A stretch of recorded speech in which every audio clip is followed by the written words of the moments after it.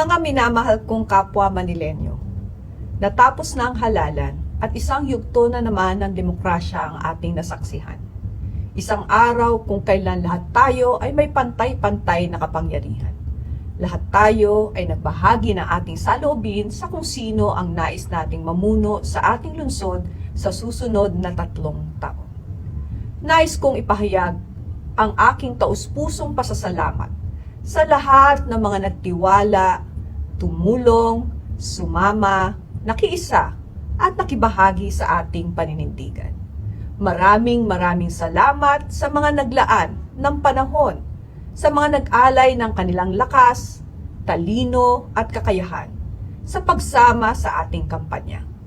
Buong kababaang loob nating tinatanggap ang kapasyahan ng higit na nakararami sa atin.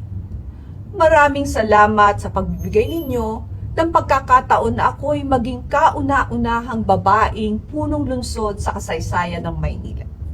Buong pagpapakumbaba kong ipinagkakapuri ang malaking karangalan na ipinagkaloob nyo sa akin.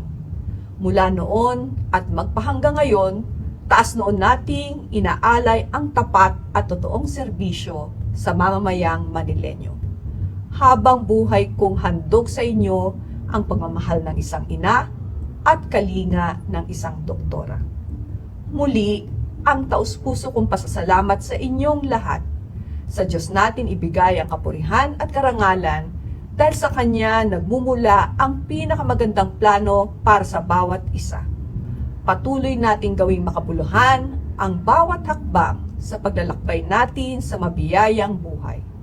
Ang pagmamahal ninyo at pagtitiwala sa pamilyang Lacuna, magmula pa sa aking ama na si Danny Lacuna, ay hinding-hindi ko malilimutan magpakailanman. Mahal na mahal ko po kayong lahat, mga kapwa kong Manilenyo. Pagpalain tayo ng poong may kapal.